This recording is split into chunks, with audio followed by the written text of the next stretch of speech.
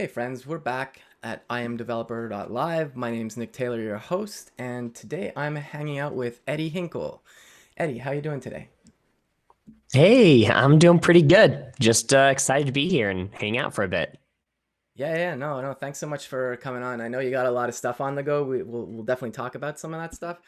Um, for folks that might not know who you are, can you kind of give not necessarily the origin story, but kind of what you've been up to, who you are, maybe where you're working? I don't know. Do you like Yeah. long walks at night? I don't know. Nice.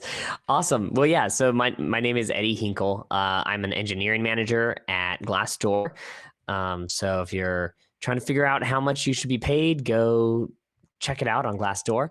But yeah, I help lead up a front end tools team. So definitely really front end focused. I've done some Okay. full stack, but my heart's in the front end. Okay, gotcha. Yeah, and on the side, I do a podcast called Webjoy, where I interview people about their origin stories and what brings them joy. So yeah, I'm excited about that. This week is actually the season 1 finale, so I'm doing an episode every day this week. So the last 3 days I've had them drop, and we've got 2 more coming up. So it's been a busy week for me. That's cool. That's cool. And yeah, for folks who haven't checked out the podcast or might not be aware of it, I dropped a link to it, including your Twitter, Eddie, and your website if folks want to check that out. And a mutual of ours, Jessica Wilkins, is in the chat. So hey, Jessica, how you doing? I know she was on. I was on the podcast. I don't remember what episode I was on. It was one of the earlier ones, and Jessica was on last year as well. So you got some guest hype in the chat here. So Nice. cool. And yeah, before we get it, we're gonna definitely be talking about it's nothing to do with podcasts. We're gonna be talking about generating TypeScript types with Open API and JSON schemas, which we will get to. But I'm kind of curious about the podcast, like, because it's not necessarily a big endeavor. I mean, it could be, but I mean, it does take up a lot of time, I think, like editing and stuff. So I'm kind of curious, like, what what tools do you use? Where are you hosting it? Maybe I don't know. Just kind of, you don't have to give us all the secret sauce, but for folks in the chat that might be interested in potentially doing podcasts. Yeah. No, absolutely. Well, the first thing to know that I made the mistake with all my other podcasts was I always tried to create my own CMS that would I would upload the Okay. episodes to that would serve the RSS feed, and that was the worst decision of my life because now I'm being web host and podcast maker. Never good. Okay. Yeah. Okay. No, that's. I'm glad you say that because I started a podcast last fall, I think, and uh, it's not it's not the same format as yours. Like I mean, you're definitely interviewing people. I am as well, but what I've been doing is it's like when I have because I stream on Twitch like we are now. Obviously, I'm saying the obvious here, but what I do is sometimes like when I notice that we have like a good conversation that like, is a good amount of time. I've been starting to kind of repurpose that content and putting it into the podcast, so it's not exactly the same thing. But at first, I was like, I spoke to Becca, who's a good friend of mine who runs Virtual Coffee, and I just asked where she was hosting, and they said they use Buzzsprout, and so I checked that out, and I was pretty happy with how it was set up. But it kind of to your point about like hosting it and everything, because I wasn't sure at first, like I mean, there's obviously a cost to using a service like Buzzsprout, which is where I have it. It's like I'm paying like 12 US a month. But I was wondering long term, does it make more sense to host your own content, or is the headache not worth it, So, but it Yeah. sounds like Yeah. it I don't might be think a the headache headache. is worth it. Yeah, for sure. I think at some point I plan to like make a nice, pretty website that like uses the data of the Okay. podcast. But I think the RSS feed and actually uploading the episodes, I think I'm always going to have that with a third party. So I use Captivate. There are a number of good podcast podcast companies, but I really liked Captivate because it had a single Okay. button to like get into the majority of the directories. And Oh, then those nice. that it didn't like couldn't get you into, it had a button that it would take you to the page where you needed to submit it to that one. So it was Oh, really okay. easy to get in like every podcast directory available. Gotcha. Yeah, and it's got some nice features and everything. You can like create some stuff you put in every show note. And so you can create a block and then you can put that block in, like, just reference that block in every episode. So you're not having to retype all the same stuff. It's got a lot of nice templating for your show notes and everything. And Okay. scheduling and everything. So I'm able to like schedule this whole week up front and then it just launches them at 9 a.m. every day, which is nice. That's cool. That's cool.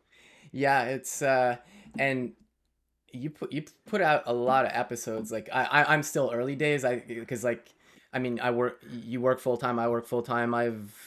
Because I edit my stream sometimes too. So I have a bit of a backlog going on here. But I think you were saying just before the call there, the stream that your episode 42 got released. That's what you were saying, right? Yep. Yeah, episode Okay. 42. Okay. Yeah. No, that's So pretty awesome. yeah, it's been a lot. I just found I enjoy talking to people so much that I just kept booking more and more recordings because I was trying to record a bunch before I started releasing them. And I was enjoying Okay. talking to people so much, I kept booking more and more. And then I realized I have way too many episodes. Like, it's going to take a year to release all of these. So I had to Yeah. like start figuring out how to edit them faster and get them out faster. So I ended Okay. up using a third party audio editor that I found on Gotcha. Fiverr, and I've been sending them to him, and he's been kicking them out, which is awesome. He's been doing that, and then I was just checking, and I was like, "Hey, you got enough, bandwidth to like get the rest of the episodes for the finale?" And he said, "Hey, I Okay. actually just quit my day job, and now I'm doing audio full Oh, time." So nice. I'm like, "Yes, like I got to help be Oh, part of cool. him working his dreams." So that was fun. Oh, no, that's awesome. Cool, cool, cool. Yeah. So, I mean, aside from podcasting, I know you do other things. We met each other through the Collab Lab, which, if folks aren't aware of what that is, it's a really great program for, I guess I would classify it as early career devs, who don't necessarily have a ton of work experience, and we work on these projects that are real world projects. It's typically a grocery cart kind of thing, and it's you're working in teams. There's mentors like myself and Eddie, and I just really love the program, and I've just heard only good things from people who have finished it. Because I've been a mentor for a while, but I haven't been able to be part of a cohort until last August, just because of scheduling and stuff. But I really enjoyed it, and I was impressed at all the folks in there. Absolutely. Yeah, it was cool. I saw the Collab Lab from a distance, like on Twitter, a while, following the founders, and so yeah, I got to get involved with them last year. Was actually helping out with a cohort around this time last year, Oh, okay. um, and yeah, I've been pretty busy, so I haven't been able to do a whole lot more with them lately. But like you said, definitely we met there, and yeah, it's really amazing stuff. If anyone's looking to break into tech, like go, apply every quarter. They have like 4 quarters a year or whatnot, and they accept new people. But also, if you have, even like 2 years under your belt, like a year under your belt of programming in a real job where they're giving you money, Yeah, like you can be a mentor. You know what I mean? Like, they don't need to be a mentor. You don't have to be a staff engineer or an engineering manager. exactly. Yeah, So yeah, it's a great way to skill yourself up because they're going to be asking you questions. You're trying to help them. The best way to learn is to teach. So like, yeah, go be a mentor and you'll learn stuff yourself. And they just, yeah. So definitely recommend it. yeah. And even folks that have I don't know if graduated is the proper term, completed the program, they've gone on to become mentors at Collab Lab too. So it's kind of like pay it forward kind of system as well. So it's yeah, Uh, I just really like it. I like yourself. I'm not able to be part of a cohort this time around. I'm pretty busy right now, and the winter time, I'm snowboarding on the weekends or away, so it doesn't work out as well schedule wise for me. But I'm hoping maybe spring or next summer again to do it. So yeah, Cool. Nice. Um, I did have a question for you because, like you said, you're an engineering manager at Glassdoor now, but from what I remember, you used to be an individual contributor, right? An IC, is that right? Yeah. Yep. Okay, That's so correct.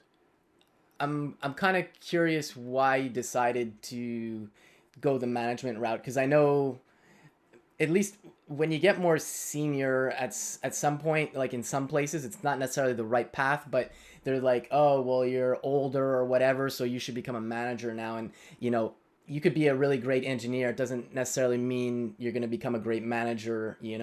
And it's not to say that you you aren't. What I mean is, No, no, um I'm kind of I curious, got like you. I'm kind of curious, like, why did you decide to go to the management track? Were you just kind of getting bored with IC, or you just wanted to change things up, or?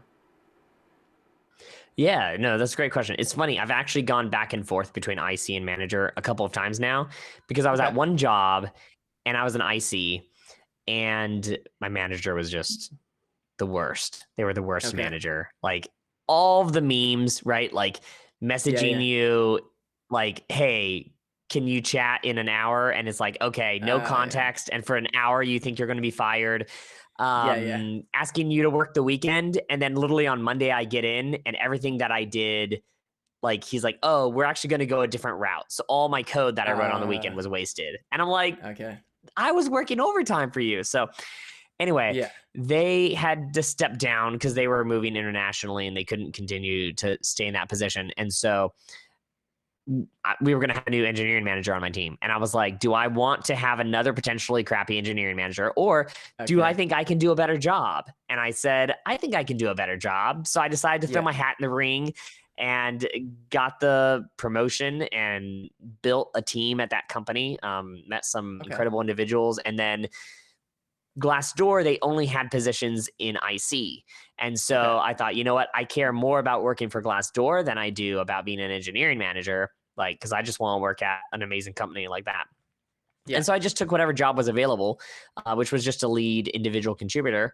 And so I was on a team working on some fun stuff for about a year. And then Okay. they needed to create a new team. They were trying to figure out, hey, who, is doing a bunch of this stuff. I had already given a presentation on TypeScript, trying to evangelize TypeScript in Glassdoor. Okay. And they were looking for someone who could lead a front end tools team. And they're like, well, you're talking about, Yeah. trying to get people on TypeScript and stuff. You seem like you're up for the job. So, so I just shifted to that this summer. Oh, okay. Cool.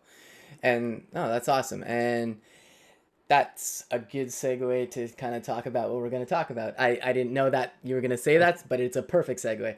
Yes. Yeah, so we're gonna talk about. Okay, well, for folks who aren't familiar with TypeScript, I don't know if you want to maybe share like a brief what it is. Maybe I can do it if not, either way, and then we can kind of talk about Huh. the generating the types. Yeah, absolutely. I mean, yeah, I think of TypeScript, right, as like built-in documentation for JavaScript, right, and Hmm. safety. So JavaScript, you write all the code, you're comfortable with JavaScript. All TypeScript is doing is for different variables or properties. First of all, it has intelligence built in. It's kind of making some assumptions. If you say this string is equal to this variable, it just remembers, hey, this is a string now. And it makes Yeah, sure to throw a warning or a yell at you if you try to give it a number. But on top of that, you can then say, I actually need something more complex than that. Let me yeah. define exactly what this information is going to be, and it'll track that for you and yell at you if you put in the wrong information. So that's the essence of TypeScript. Besides that, it's really just JavaScript. Yeah. Yeah. Yeah, there's something funny about it. I've said this a bunch of times on streams, but because there are people that don't like TypeScript, and that's fine, but they use VS Code, and not everybody knows this, but VS Code's written in TypeScript, and all the IntelliSense you get when you're typing your code, the refactoring, that's literally all TypeScript. So it just kind of makes me chuckle when somebody's like, yeah, I don't like TypeScript. And It's like anyways, actually you're using it, but you don't even realize it. yeah. And another thing, like all the things you said for sure. And I think where it's really powerful too is like, I'm a new person on a project. I come in, like I've literally never seen this code, and then I just, type some object in there and I go dot, and all of a sudden I get all this discoverability.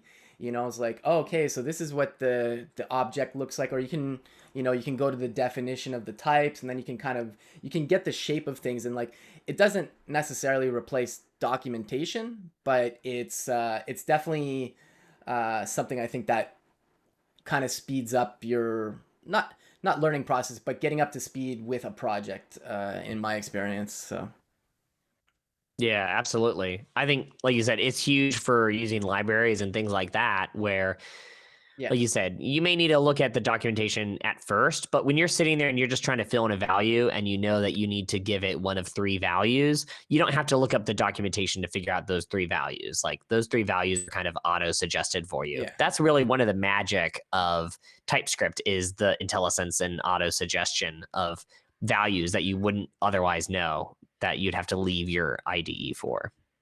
Yeah, exactly.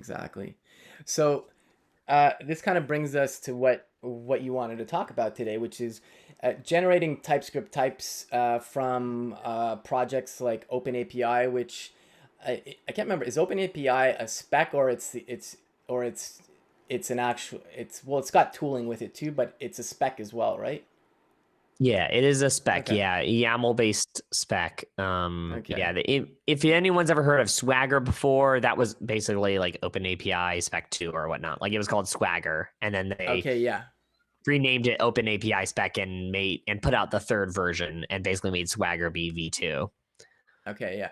Yeah. I thought that's what it was, because I'd used Swagger before, but somebody mentioned it to me last year that it had switched to Open API. So yeah. Okay. And okay, and I'm just reading the site here because we're gonna be talking about JSON Schema as well, and it says it's compatible with JSON Schema as well. So, um, yeah. So, I guess the first question for, like, I'm in a TypeScript project, so I've got my type safety with whatever we have in the application so far, and then maybe I'm building a Pokedex or whatever, and I don't know, there's a Pokemon API. But I don't really know what any of it looks like. That's where something like Open API could help us, where it would, I guess you would feed in the definition, like whatever the spec is that you have to feed in, and that would give us the TypeScript types for the entire API. Is that exactly what would happen? Or Yeah, that's exactly okay, it. Yeah, they define the routes, they define what you pass into the routes, they define the responses that you're going to get. All that okay, information is an Open API, and yeah, you end up with a TypeScript file that has different definitions of, like, here are the routes available and things like that. okay. No, that's super cool. And I, I've definitely used some code gen tools before. I've been working more front end for the past few years, so I hadn't really had to do any of this, and I wasn't working on a TypeScript project. I try to convince people at Dev2 to use TypeScript, but it did not happen. But uh, what was I gonna say?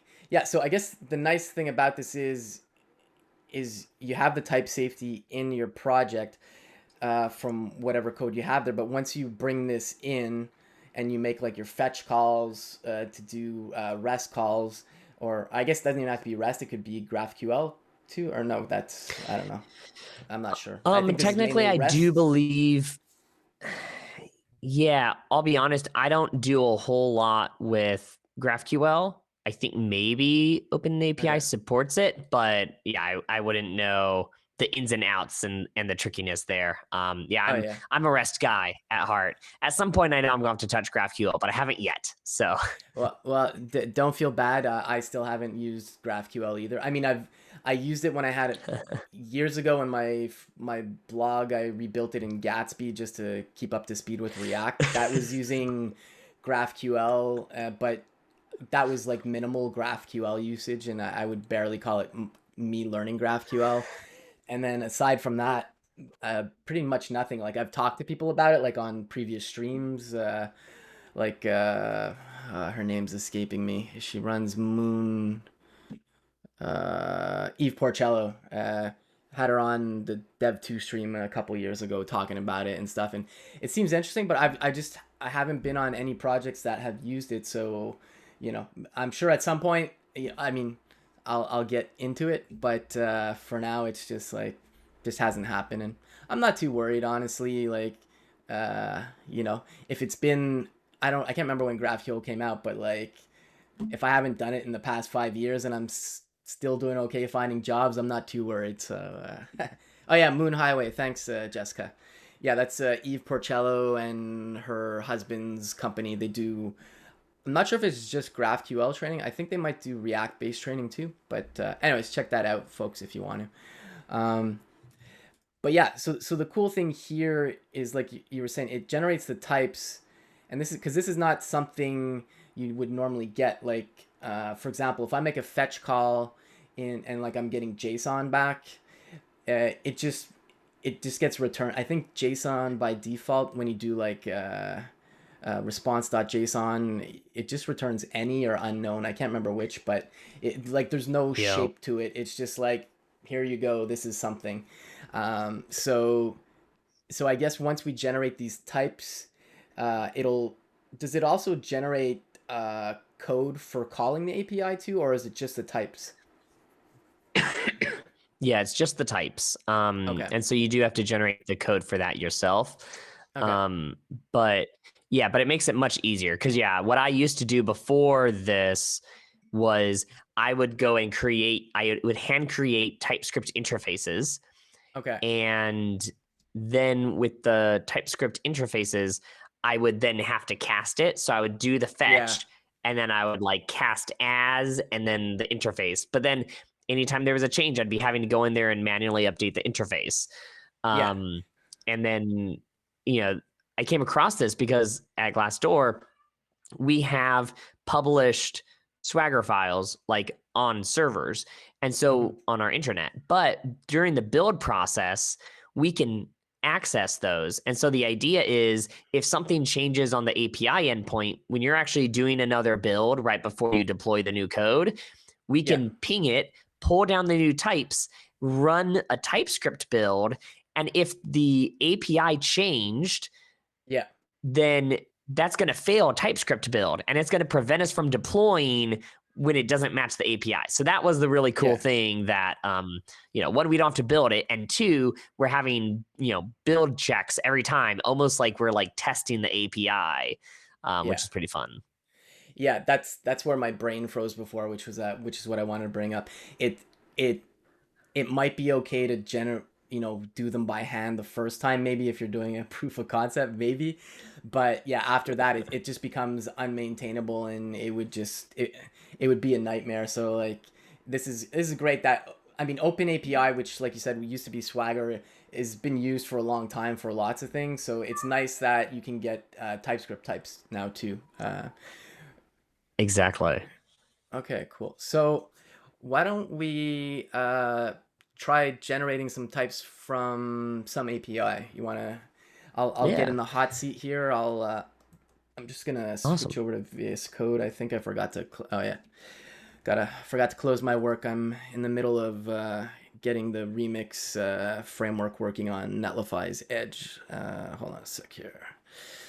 Let's clear this. Actually, I'll just start a new folder. Whoops, that was not good. Now, while I'm just getting this set up, I should have had this done before. Sorry. What should we be looking at, I guess, for APIs to kind of practice this on, or? Yeah. So if you go to GitHub and you go to I guess I can pronounce this out loud. I just realized I don't have a way to copy and paste this text to you. Oh yeah, you can. There's if you go in, let me just, nice. I'll send you a message and you can send it to me. Just one sec here. Cool. Where did that screen go? Oh yeah, here we go. Here, I'll just send you a message and then you can see where you can paste it in there. There we go. All right. And then there we go. So I'll send you that link to GitHub. So yeah, there's an open repo. It's a Pokemon API, Okay. Pokédex spec. Okay. All right. Okay, so you said it's a spec. Okay, so this is just to be clear, it's not the API itself. This is did I guess the first thing is there must be a tool to generate the spec.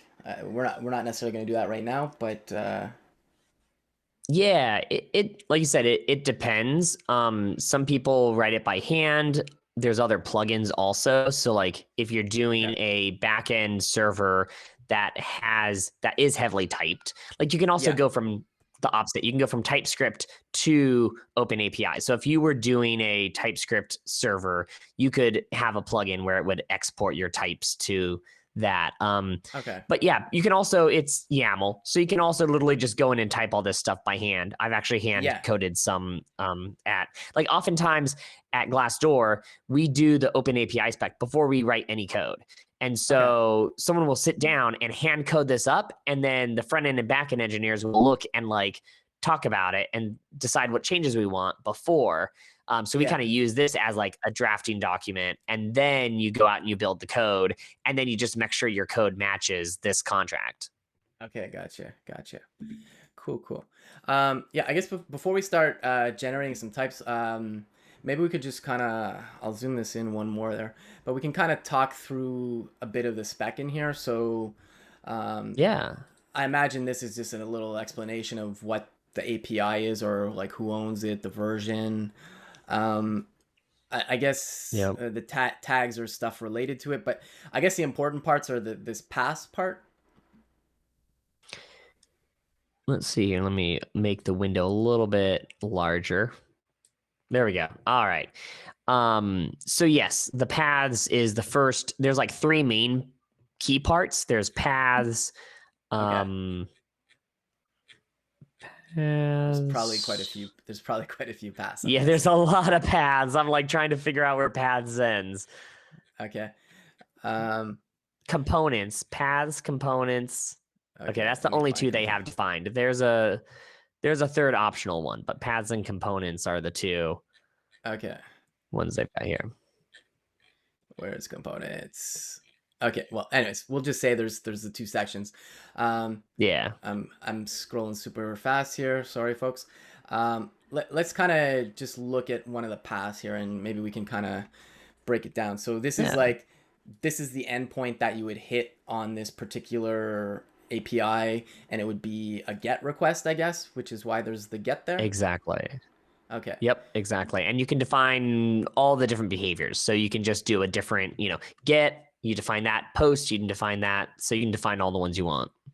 Okay. Cool. And this is just a description of what it does, because I imagine you can also generate documentation from this. Exactly. Okay, and then there's the responses. So 200. So if it was successful, it returns JSON, and then okay, so it's an object, and And it gives you an actually, example. one thing to call out there on line 31, the operation ID right before responses.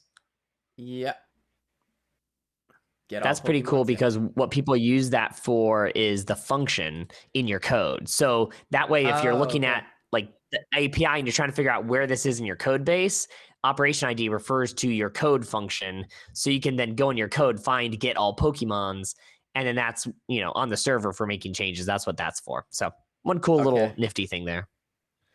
Okay. No, that's interesting because I imagine I feel like somebody's probably done it already, but not only generating the types, but I imagine you could kind of at least generate a skeleton of all the functions and have them in a module, maybe. Because, like, for example, like the get all Pokemons, Yeah.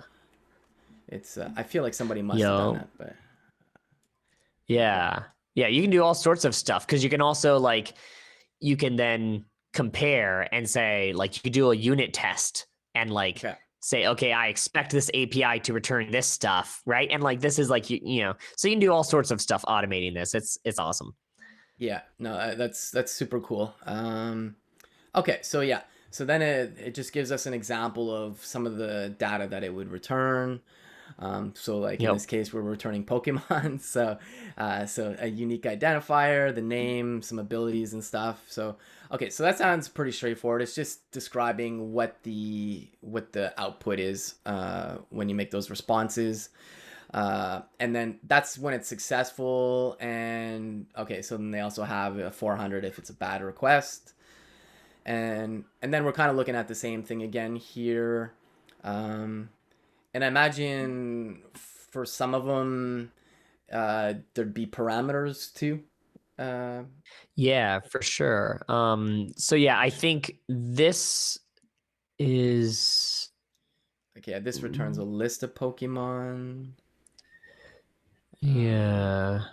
So they Trying to see here. mentioned pagination and search term in the description, but it doesn't seem like they've coded. Oh wait, no, there it is. Parameters. Yeah. Oh yeah, After the here. 400.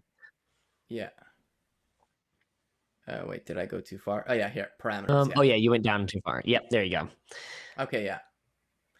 So that's nice. So you could definitely generate the function boilerplate for sure. Then okay, yeah, that would be interesting. I feel like 99% certain somebody's done it, but it's again like you said, like just having this spec makes it super powerful to do a lot of things with it, including the documentation. And the nice thing about this too is it's like one source of truth versus like, okay, I've updated the docs, I've done Exactly. this, I've done that. So yeah, no, so definitely a lot of thought went into writing these specs. Okay, Yeah. so that's great. We've got an example spec. So if we wanted to generate the types for the Pokemon API, so I guess what would the first steps kind of be? Yeah. So what you'd want to go ahead and do is get a, NPM area set up, right? So some Yeah. kind of a new project. Okay. All right. And then you're actually, for this, you really just need one dependency, which Okay. is Open API dash TypeScript. Okay. Oh, thank you. Fig autocomplete. Okay. Nice. Cool. All right. And okay, and I don't even need TypeScript right now because we're not doing anything with TypeScript. This is literally just to generate the types, right? Yep. Okay. Exactly. Yep. Okay, so we've got that now in our package JSON. Uh, perfect. Did it go in there? Yes, it did. Okay. Awesome. Yeah. Okay. Sweet. And then really what you would do is if you want to download that YAML file from GitHub and just Okay. throw it into a folder in your project. Sounds good. Let me just go grab it. Do, do, do, do. Pretty sure I can just drag it in. Just one sec here. Yeah, perfect. Okay, set up a new Nice. folder. API specs. Let's pop it in there. Whoop. Come on, fella. Why aren't you going on? No. Why is it not letting you? Oh, there we go. Okay. Cool. All right. All right. So we have the Pokemon API spec here now. If I click on that, it's yeah. Okay. Here we go. All right. We're all good. Okay. Yep. Same thing. Sweet. So yeah, so now, and here's the really cool thing, like if you don't actually even want to quote fully install Open API TypeScript, you can use NPX on it. So honestly, I actually Oh, most of okay. the time Yeah. use NPX. Yeah. Gotcha. So in the command line, if you just type NPX Yeah. space Open API dash TypeScript, Yeah. and then you're too fast for me. And then you It's not refer me. to It's the the YAML robots. file. It's yeah. No, I don't know if you have GitHub Copilot. I have that, but this is also Fig. It's like it adds kind of like autocomplete and IntelliSense in the Crazy. terminal. If you want to check it out, just go to fig.io. It's free Nice. for like individual use. I think they have team plans if like you want to bring in other workflows and stuff, but But yeah, I've been pretty happy with it. Okay, what did I call that folder? API specs. Okay. All right. So we just run this. And then and then what you would typically want to do is do like dash dash output and then tell it where you want that output file to go. So like oftentimes Okay. I throw it into a folder called generated. Okay. That way I know like this is all the stuff I've generated. And then you just call it Gotcha. whatever you want. Okay, let's do that. Okay, so gonna run this. Oh, that was pretty quick. Okay, Yep. so let's take a peek in here. Didn't put it. Did I do the right folder? Let's Generated. see. Oh, it put it in the same folder. I must have not. Do I have to specify? Oh, you might have to give it an actual file name since Okay, it yeah, didn't. yeah, I think you just did dot forward slash generated, so it didn't yeah, yeah. know what to Okay, call the file. So yeah, so it just put it in the same place. okay, yeah. Let's do Pokemon TS. Yep. Okay, there we go. There So we let's just go. delete this one. Okay, so let's take a peek here. So this is great. So we have this interface with the path, which is like it was in the YAML, and Yep.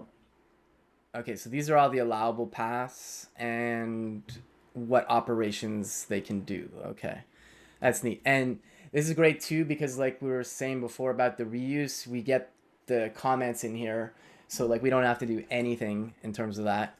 Um, okay, so this is great. So this is literally just defines everything we have access to. Okay, gotcha. Okay, and get Yep. evolutions and okay, and if you need to pass a ID and so on. Okay, yeah, oh, that's neat. Okay, yeah, super cool. Yeah, and the Okay, cool thing there is it's parameterized, right? So like ID has the brackets around it or yeah, the curly brackets. And so if you actually want to then later use this string, you can actually just do a string replace and okay, say replace ID with this variable. And so literally okay, you gotcha. can if the API changed, you might not have to like do a different hard code. Like you could take that string and then just put in a number and like that gives you your URL to hit. Okay, okay, gotcha. No, that's super cool. Um, and again, like this is something like you were saying, you would run this during. Well, I guess whenever you change the actual API, part of pushing those changes would also part of the CI/CD would generate the new types, something along those Yep. lines. Okay. Yeah, so No. we do a bunch of microservices. So we put it on two key times, any npm installs and then Okay. any CI build. Because that way, if you're installing it locally, then you're gonna get the latest types. Um, Yeah. and then also if you are running it in your CI, then you want to like validate it. So one is like making sure you have the right things to work off of. The other one is like trying to break TypeScript if the API changed out from underneath you. Okay. Gotcha. Gotcha. So let's kind of maybe see what this looks like in practice. Like, um, I'm just gonna go to the TypeScript playground for a second. We can definitely, if we want to build something out, we probably could. But I just want to load this up into the playground for a second. Da, da, da. All right, let's delete that. Okay, so let's put all the types here. And so we have this interface now. And let's just collapse a few of these here just to look at it. I don't know how many things are in the API, but um, probably a lot. Let's see here.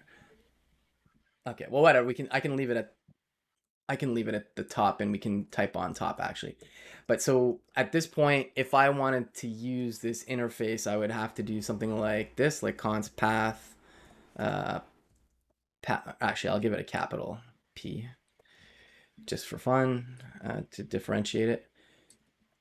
And then this would just be like this, and then I would have to start defining The pass?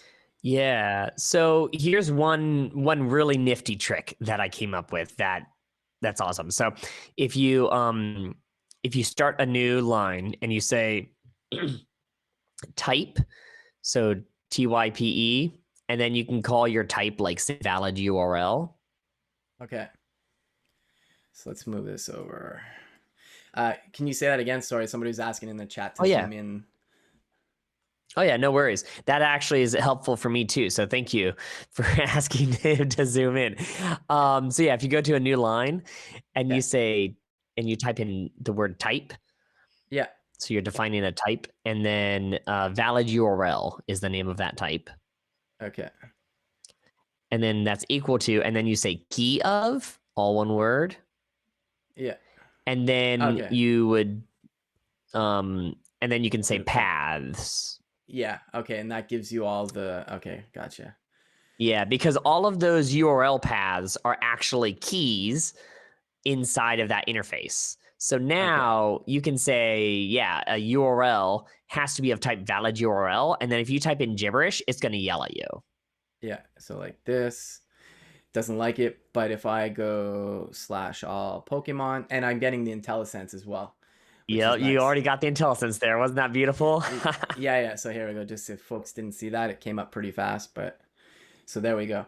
So this is super nice. Yeah, sorry about that, Nixia 618. I usually zoom in things. My brain froze for a sec.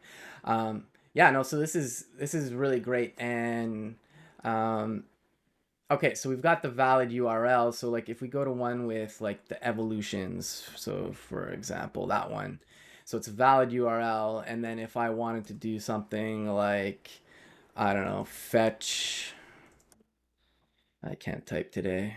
Uh, we'd assume we had a, I don't know, a base URL. I don't know what it is, but like we could do new URL, and then what is it? I don't know, whatever. I'll just assume we've got a base URL, but I could do this. Then I could do URL dot replace like you're saying, and then I could just Mm-hmm. do this, uh, and then just replace with like 1, for example. Exactly. Okay. Oh, whoops. Except I didn't close that. Fetch, replace, place. What's it not liking? Oh, it's got to be a string. Sorry, that's right. Oh yeah.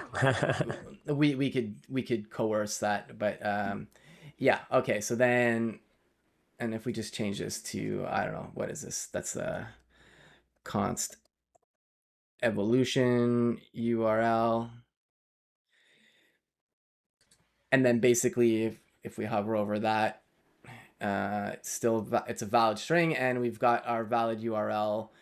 Um, one question I had is, I don't know if the spec can do this, but like, could it detect if you're passing the right type of parameter, or is that like out of the scope of the generation of the spec, of the type? Yeah. Sorry. So technically that is defined in the types, Okay. but you definitely would need to do some more logic. So for example, if you open up line 15 down there with the all Pokemon, Yeah. see how it says get and then operations get all Pokemons or Yeah. Pokemon. So then if you down below, there's basically an operation like interface defined or object, I guess, defined.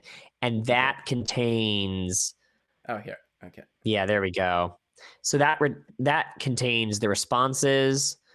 And I believe it should contain the parameters. So let's see here. It was the get Pokemon was the one that had the parameters that we found. So Okay. yeah, there Yeah. we go. Here. Parameters. Okay. Yeah. So like you could do some custom logic here to then say, okay, now we're also going to look at like for this URL, we're going to, Mm-hmm. retrieve the parameters and then we're going to compare. You have Okay. to write the custom logic to like validate that, but you do have all of that information here, right? It says, yeah, a limit is going to be a number. Offset is going to be Okay. a number. Oh, but I guess they don't define in the URL, because those are all query parameters. They're not Yeah. URL, replacements. Yeah. Well, there's this get Pokemon. It takes an ID, right? Does it? I'm just trying to see Oh, here. you know what? It doesn't. Oh yeah, So actually, you're right. We should look to evolutions Okay. down below. Okay. Whoops, man. Sorry, going a little fast there. Okay. There we go. Okay. All right, so we got a response. It's 200 and it's returning. Okay, that's the type. All right, get Pokemon by ID would be one. Let's see here. Huh. I guess it's That's baked in. odd. It I'm trying. is a lot. Yeah, just focused on the responses. Yeah, I'm trying to see. There must be. Whoops, sorry. Um, okay, that's just the returning format. Oh wait, they do have it. So I found the on line 47. Okay. Yeah, here. Let's see here. Yeah, so notice Okay, that the one path. says parameters path ID, and Okay. so it's a path parameter, and then ID matches ID, in Okay. the actual path. Okay, gotcha. So let's see how we could do this. That's under evolutions ID. Okay, well, we're getting the keyobs of the path. Okay, so we could do this. Let's see here. Let's go back up to the top here. If we did uh, type get evolution. Am I spelling that right? Evolution path params. Terribly long name. But and then I could do pass. And then I could say slash get. Is that not gonna work? What is it? Actually, if you put this below line 5, you can pass the URL Oh yeah. in as a property, so you don't have to hard code that. Yeah, true. Pass and then URL. Oh wait, because I'm trying to create a type though, so this would be. Oh no, you're right. Okay, yeah, I guess you Yeah. have to hard code that then. Okay. But I think you could code gen this, but okay, so let's see that. And if I look at this, okay, so then we have that. So then if we look at that, then I could do like dot, what is it? Let's hover over that again.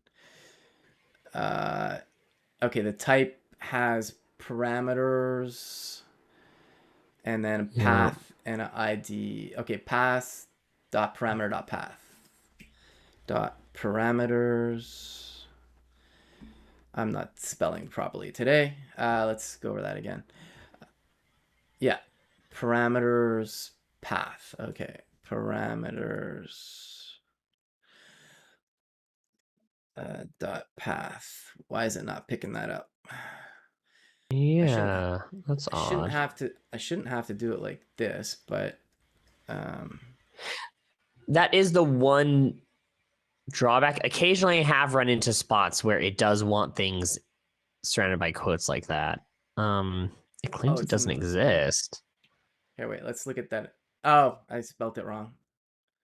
Oh Parameters. god. There Okay, we so if I look go. at that now, then I have.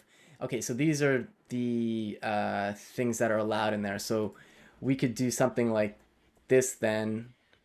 So just to be clear for folks, this is getting the parameters for this particular API call. So like what I'm thinking is if we just maybe wrote out like defined a function kind of with that, just to say like, you know, get what was it, function, and we say what was it, get evolutions. Yeah, Get evolutions. Yep. so we could do this, and then in here we could say params, and then get evolution type params, and then here we could build the URL, and then we could say whoops, it's the, what was the path again, this one, I'm not gonna type it for now, but if we did this and then dot replace,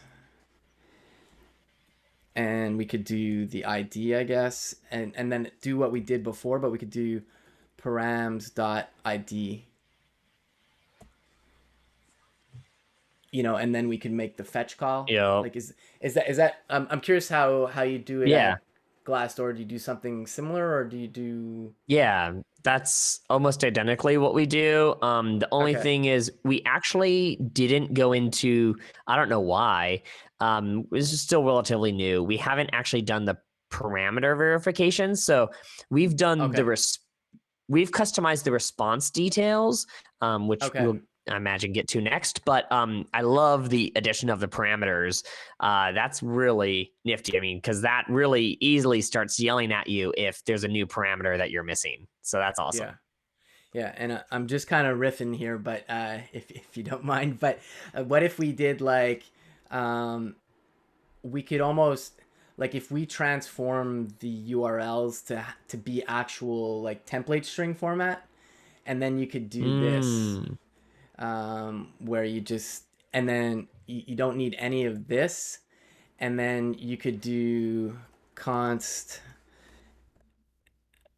and then you could do like ID, something like that. Like, this is something like I would consider to generate it with code, but then that should, like, that's valid there. The I think the thing we'd have to do here is we'd assume this. I guess we could start off with like this. We could say like we'll start off with what we had. Sorry, valid URL.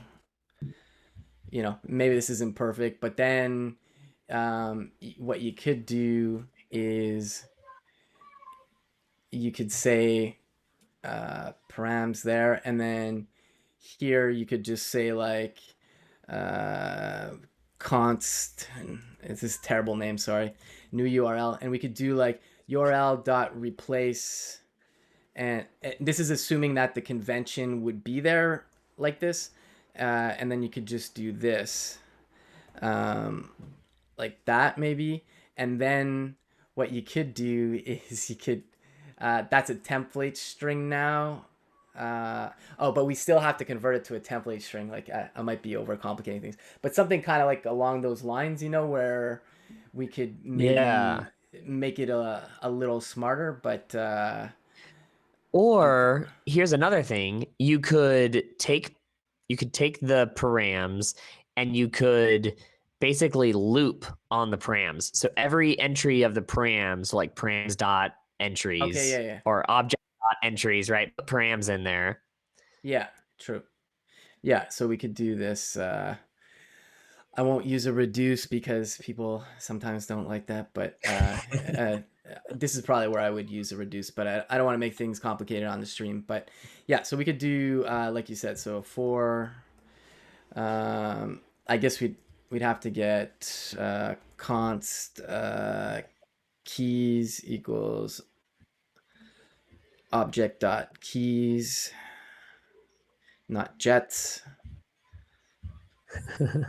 And then we would just say params, and then from there we could do for whatchamacallit, const key of keys, and we Yep. could have some URL here, so like uh built URL, and then it could start off as URL.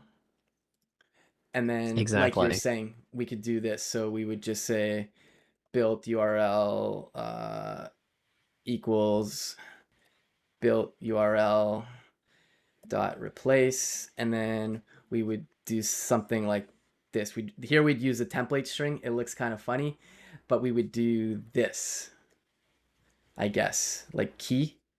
So that would be the actual, like, it'd be squiggly brackets with the key value, and then we would say replace it with key. I think that would work. Yep. What's it not I liking think what was in here? my head. Type string Oh, is it's not on saying it's type. no longer going to be a valid Oh, URL, okay. Wait. which makes Oh, sense. We want built URL to just be a string. yeah. So I think this will work. No, no, it doesn't. Okay. Yeah, Um, I would just give built URL type string. So if you just do on built URL oh yeah, colon yeah. Sorry. string, Yeah, yeah. Sorry, that's my bad. Yeah. yeah, It might not like that, yeah, but there we'll we go. see. Okay, it's okay. Cool. Yeah, there we go. All All right. right. Yeah, so there, and then yeah, that's nice, and then that would generate it, and then at that point, that's and we would make this like a async function, and then we could say like, um, return, fetch, and then built URL, something like that. Yeah, Exactly. Yep. yeah, no, that works too. Yeah, I I think one thing that could be interesting is like, um because it generates the types. Like if we come back to the generated types in VS Code here for a sec, so where it has the ID here, I wonder if we. I don't know if you can put those as template strings in TypeScript. I think you can. Like if I did this, I'm not sure if it'll like it. Uh, No, it doesn't like it. Okay. Yeah, uh, so I didn't think it would, but yeah, but basically some kind of manipulation to get it to replace them. But I think this works as well. I mean the keys are, and the nice thing about looping it over like this is if all the keys are different values, like say one's a number, one's a string, it doesn't matter because when you use the actually would key, oh no, it assumes they're all strings. Yeah, no, that's true. I'm wondering. Okay, is you might yes. just we may just want to basically wrap the second one in a template literal as well, because then that would force it into being a string. So if you, Yeah, it would cast everything, right? So then the number would become a string. And then obviously if it was something really weird, it would just set, do whatever the toString method of some weird yeah, function was. yeah, exactly. And if a param happened to be a complex type like an object, then we're doing like the simple case here. But Exactly. this is neat. So I could definitely see like code genning this, and I think if one thing I think is if we were to code gen like the function calls, like we wrote it by hand right now, but if we did generate it, we could actually turn, like when we code gen it, we could actually replace this to become that, and then you could do what I was showing before. But I mean, there's many ways to slice it, I guess, is what I'm getting at. Um, Yeah. but this is super cool. So I mean, it leaves a lot of flexibility. Again, getting back to like one of the initial points of it, it's like one source of truth. I think that's super important because not Hmm. the other thing too is not everybody's a dev. So like some you might have a documentation team. The documentation team could go right into the spec and just and they don't need to worry about like generating types. They just need is an editor that can handle a YAML file, which is literally anything, I think. But so Yeah. that's cool. Yeah. Okay, so this is Yeah. neat. Yeah, no. Absolutely. Yeah. And then from there, one cool thing is you can then also, right, make sure that it defines what's being passed back. So Yeah. if you create a new type, right, and your type could just be like get evolution response. Yeah. Yeah, and it would be the same thing for this part first, and Exactly. then we would look at, would it be get operation, the, is it get operations It or, would be, yeah, it'd just be get. okay, yeah, okay, dot get, okay, you Oh, do wait, have to put it sorry. in. Yeah, okay. We do that, well, we can take a peek at it. Okay, so that's the Yeah, response. there we go. Okay, cool. And then so the content, uh component, what was the components again? You were talking about them at the beginning. Yeah, yeah. So components are basically the actual object structure that you're expecting back. Oh, So, okay, so that's what we would want. yeah, Okay, so we would want, let me just exactly. hover over that again. So we'd want 200 content, application JSON. Okay, so let's try that. Exactly. 200, what was it, response? Oh, sorry. Responses before 200. Oh yeah, So sorry, thanks. responses all lowercase. Yeah. Okay, and There then we this go. would be application. Content. Is that it? I have a Yeah. little Okay. cheat sheet to my side. Oh, okay. All right, cool. Guide me, teacher. Okay, so that's the. And then application JSON. Okay, yeah, cool. So this is nice too Nice. because you could also, I mean, we're assuming most of these APIs are JSON, but because you have the content type, you could also have that in the response as well. So no, that's super Yeah. cool. Okay, so we've got our response here. Okay, so this, so because this is an async function, this would have to return promise of that type, I guess. Yep. Is that right? Exactly. Yeah.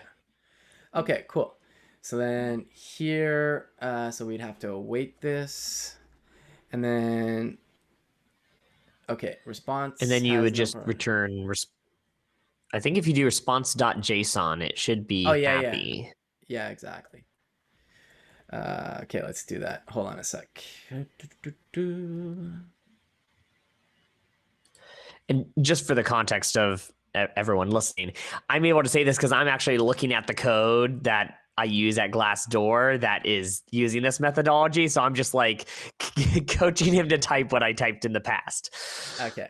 So, but this is really nice because uh, we've got the spec. We know exactly what we want. We know it's literally what the API returns because the spec only changes Mm-hmm. when you modify the API. And now we have a completely type safe return value here, wrapped in a promise. So we're not running anything here in the TypeScript playground, obviously. But if I were to do, for example, const evolutions equals await get evolutions. What's it not like in? Oh yeah, it would help if I What's passed in this params. parameter for ID? See, thank you Hey, it's TypeScript. working. Yeah. Okay, so there we go. And one. Oh, it's expecting string. That's okay. Sure. Okay, so now if we look at evolutions, and then boom, we have all of that type Nice. safety. So this is really, also side note, like if folks are ever just trying out stuff, the TypeScript playground is really cool just to kind of mess around with things. You can obviously go and start building a full app if you want, but this is super cool. So again, the spec is great because it's the single source of truth, and just by extracting some types here, and like we could probably refine how we do some of these things maybe, but this is pretty cool. I think, you know, we went from, and like we've been doing this for maybe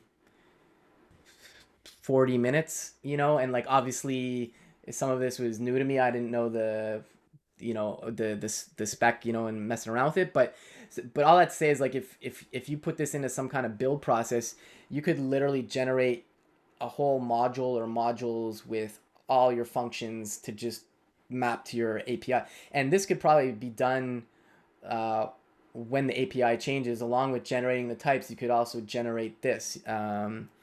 You know, and I'm still convinced. I'm sure somebody's done this, but regardless, it was cool to just build it out like this. So that's neat. Yeah. Yeah, I really Here's like this. one Here's one other interesting thing. If you go back up to line 6 and you like just copy and paste line 6 down, so that we have 2 of that line. Yeah. Then if you go and you turn that 200, first response, turn that into failure. Oh yeah. Okay, gotcha. I know where you're going with this. Okay. Now, yeah, now you know where I'm going. I just gave it away. Then 200 becomes 400. Yeah. And I don't think we need a content type at that point, or do we? I think we still need content. Yeah, Okay. Yeah. maybe Okay. not. Okay. So we're gonna try here. So what we could do here is we could say try,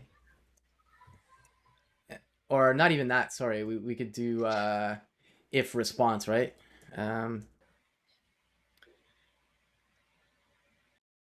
Yeah. Status equals 400, except it's not it's if. It is status is the code, right? Yeah, okay. Then we could Yeah. say return, and then like that's where we would have the bad request. And yeah, and then that would return that. So what we could do here is this would be that or that, right? Exactly. Yep. Put a union type up there, And and then yeah. I made a typo there. Okay. So this is cool. And then let me delete that. And okay, so I guess I would I just say new response. I forget what I return here. It just response dot status text, I guess, or status. Yeah.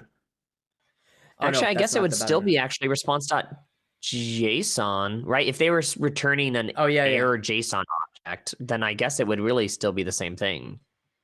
yeah. That's It depends true. on your Yeah, you're right. API, how they handle it. Yeah, Yeah. it's the 500. If it goes boom, I think that's where I have to. Yeah. So this. Yeah. Yeah. Exactly. It could be this. So okay. So now this evolutions here. It could be two things. So like, so it has to be defined. So if it's a bad request, it looks like it's returning undefined. Is that right? Or That is odd that it has. Oh, maybe you're right. Maybe we didn't want content. Maybe we just wanted 400 above, because undefined isn't the yeah, I right don't think there's thing. anything in there. Let's see what that gives us. Okay. Let's take a peek. So evolutions at this point. No, it's still undefined. You know what? Maybe it's because they're not really. What did that? Well, we can look at the I guess spec. it'd be.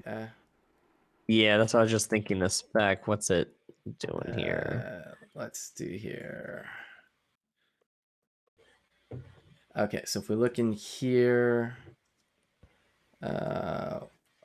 wait, where's the? I have to look at the get evolutions, right? Yeah, okay. Yep. Okay, so the 200 never. Okay. Oh, okay. Yeah. No, it doesn't respond to anything. Yeah. Okay, which makes sense. So it's undefined. Um, No. okay. No, that checks out then. So All then right. here, so but that's good. So like, say it did return something Oh, about. yeah. You could do like, because if I do this, it might not like that yet. Or oh no, it's still okay with that. So why is it? Surprised that it's okay with that. Oh no, it's because it's optional abilities, so it could be undefined. Okay, in this case, everything's like undefined, but Uh, if we did this, like if not evolutions, then evolutions, it's gonna yeah, it doesn't have anything because it's so you could do a check if it was empty, I guess, but you could also like yeah. if what you could do too is like you maybe if it's a bad request, you could return some custom response, like Yeah. but regardless, it's super cool that you can do all this. So uh, I'm gonna paste this into the chat for folks. So another nice thing about the TypeScript Playground is if you do Command S, or if you're on a non-Mac, Control S, I guess, it copies the URL to the clipboard, and the URL contains the entire code snippet. So if folks just kind of want to play around with that, they can check that out. So no, That's I awesome. really like this, and I can see there's a lot of power in tooling once you have this spec. Um, wow, time is flying. It's almost 2:15. So so we got about 19 minutes left, just because I want to be mindful of your time. So you mentioned Open API, but there's also JSONschema.org. If we come to there for a second, whoops. Let's come here. So I can kind of guess what this is. It's basically schemas that are JSON based, um, and so it's the same idea. Like, I guess because JSON has implicit types, like a string would be in quotes, a number would not have quotes, and I guess it's kind of the same thing again, to some degree. So yeah, it is very similar. Like you said, I think, right, when someone is setting up a schema, they can use TypeScript, they can use JSON schema, they can use Open API. All those things are basically going to do the same thing for you. Yeah. The reason that JSON schema suddenly became important to me is because we're using something called RudderStack at work, which is our Okay. like data pipeline.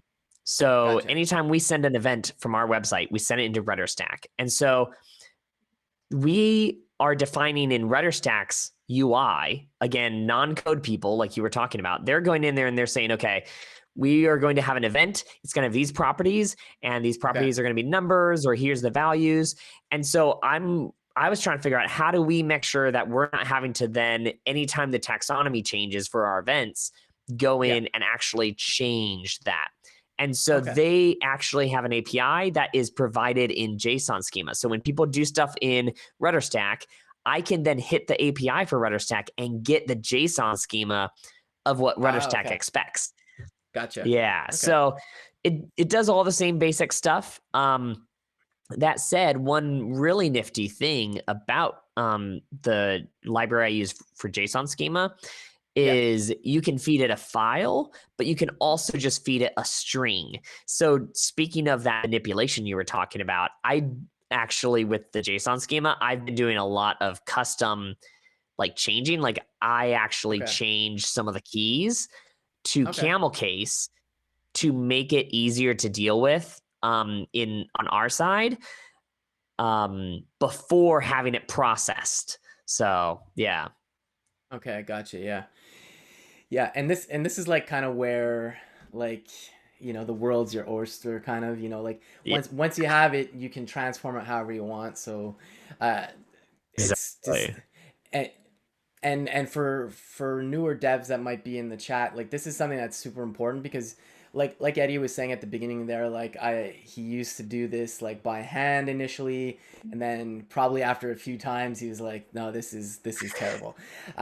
So anything you can automate, you should automate, is what I'd say in general. I'll say it depends, maybe, because there's probably maybe a case where you shouldn't, but I'd say most of the time, like, stuff like this, it just totally makes sense to do that. And so if we were to use the JSON schema, we don't have to pull up one now. We can if you want to, but can you still use the Open API package, or do you have to use a different one, or it's literally just you grab the JSON and then well, the interesting thing about JSON is you can strongly type it in TypeScript if you just have the JSON.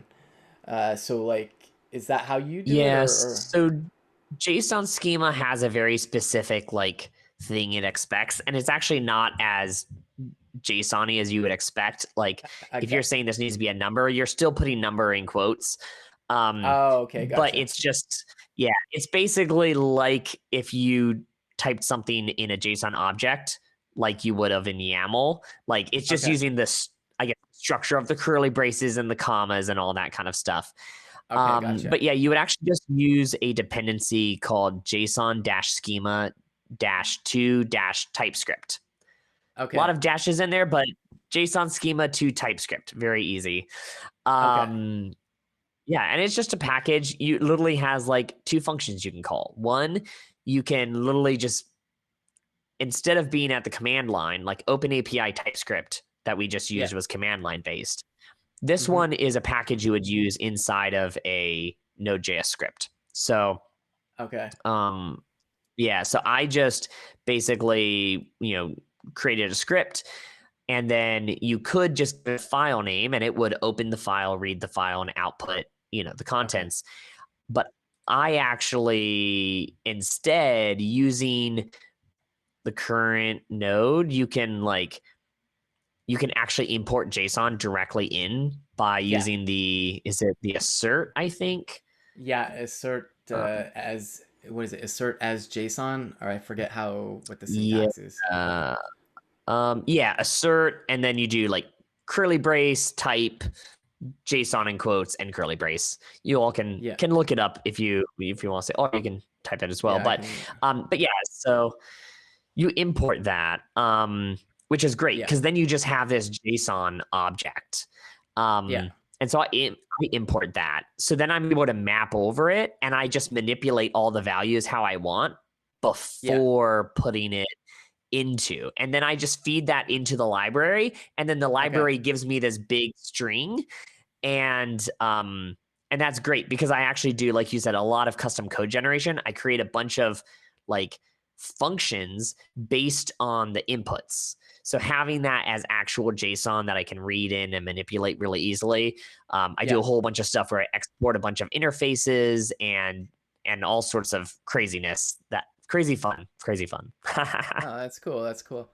No, this is super interesting, and yeah, I definitely see the value in these things. I mean, Swagger was super valuable before, but having the types, I because I've been using TypeScript for a while now, like since 2015, and Yo, I've in the earlier days, like I was working at this startup and they were doing code gen for some APIs, but it was more bespoke at the time. I don't we might have been using Swagger because I was working more on the front end, so it was really it's part of the mm, back end process. But I can't remember if they did bespoke or because Swagger had been around even then, I think. So maybe they were still generating something and then maybe transforming that to generate the types. But it's nice to see that that's in Open API now.